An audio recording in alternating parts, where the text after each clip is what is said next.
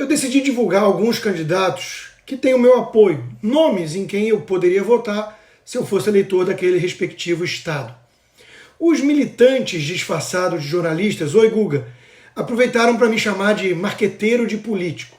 Eu ignoraria, mas como alguns parentes que eu sei que me amam questionaram se era mesmo algo adequado a se fazer, eu creio que cabe aqui uma explicação.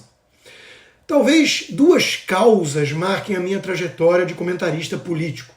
A defesa dos valores liberais cada vez mais conservadores, nos quais eu acredito, e a crítica dura e veemente à postura militante de uma imprensa que se finge imparcial.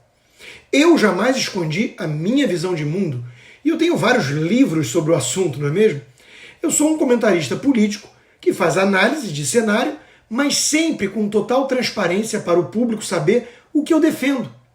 Aqui é importante traçar uma diferença entre repórter e comentarista, que muitos ignoram. O jornalista que faz reportagem deve se ater aos fatos, deixar adjetivos de fora, tomar o máximo de cuidado para não emitir as suas opiniões como se fossem os fatos em si. Já o comentarista de opinião está lá para emitir a sua opinião mesmo, né?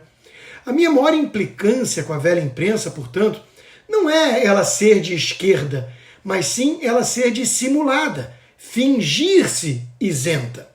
Nos Estados Unidos há o mesmo problema, mas o público passou a separar e os próprios veículos de comunicação quase não escondem mais o seu lado. CNN, MSNBC, CBS são democratas e a Fox News pende mais para o lado republicano.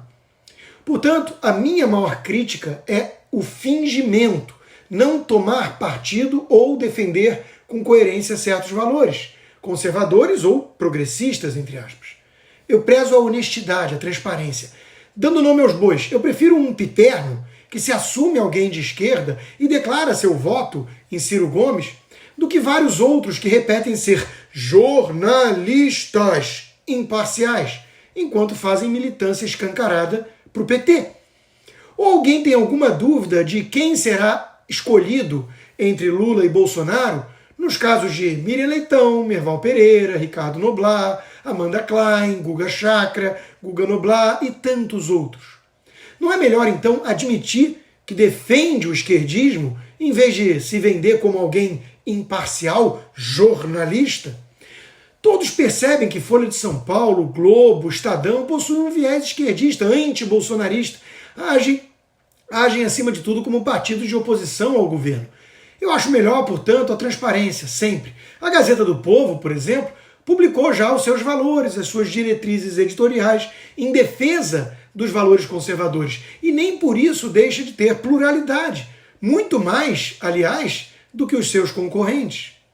Mas o leitor sabe quais valores o jornal defende. Eu acho isso mais honesto, né? Dito isso, vem a questão. Mas deve o comentarista, além de se declarar alguém de esquerda ou de direita, apoiar candidatos específicos? Há sempre um risco aqui, sem dúvida.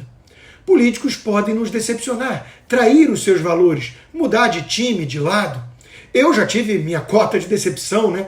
Eu apoiei MBL, eu apoiei Joyce Hasselmann, eu apoiei João Amoedo do Novo. É sempre um perigo associar a sua imagem, o seu nome, a políticos.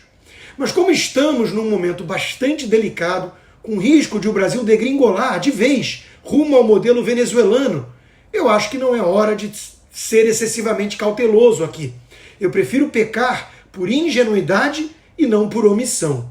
É por isso que eu decidi mencionar nomes específicos, que me parecem bons candidatos, alinhados aos meus valores. Se um dia eles, eleitos, abandonarem, traírem esses valores, será um problema maior deles, não meu. Eu sempre vou manter a minha coerência na defesa desses valores, que estão acima de quaisquer partidos. Por isso mesmo eu defendo o voto em candidatos, em pessoas, não em partidos. Sem uma reforma política, esses nossos partidos não dizem muita coisa cá entre nós. E é melhor confiar, então, nos indivíduos. Eu faço as minhas escolhas diante do conhecimento que eu desfruto do momento. Mas cada eleitor é, obviamente, livre para escolher e depois, claro, cobrar do seu representante. Portanto, meus caros, vamos lá com as colinhas sugeridas. São Paulo Tarcísio para governador, número 10. Estadual, Lucas Bové, 22.500. Federal, pode ser Ricardo Salles, 2250. Eduardo Bolsonaro, 2222. Ou o desembargador Ivan Sartori, 7007. No Rio, Carlos Jordi para deputado federal, 2211. Tiago Gagliasso para estadual, 22.200. E Daniel Silveira para senador, 142, bem sugestivo. Minas Gerais, Zema para governador, 30. Nicolas Ferreira para deputado federal, 2222. Cleitinho para o Senado, 200. E estadual, Bruno Engler, 22222. Ou Fernanda Salles, 10.700. Rio Grande do Sul, Onyx para governador, 22. Mourão, senador, 100. Fernanda Bart, estadual, 20.022. E Marcel Van Hatten, 3030 para o Novo. Ou Karina Belomé, 2.000 para federal. Santa Catarina, Jorge Seife para o Senado, 222. Jorginho Melo para governo, 22. Ana Campanholo para estadual, 22822. E federal, Carol de Tone, 2200. Ou Júlia Zanata, 2233. Goiás, governador Vitor Hugo, 22. Deputado federal, Gustavo Gayer, 2210. Mato Grosso, Nelson Barbudo para deputado federal, 2200. Paraná, meu amigo Paulo Eduardo Martins para o Senado, 222. E eu peço desculpas para quem eu deixei de fora aqui, pois certamente nós temos vários nomes bons esse ano, que aliás é um ótimo problema. Mas ficam registrados alguns nomes que eu lembrei e que parecem alinhados aos meus valores conservadores. A escolha, óbvio, é sempre sua, do eleitor.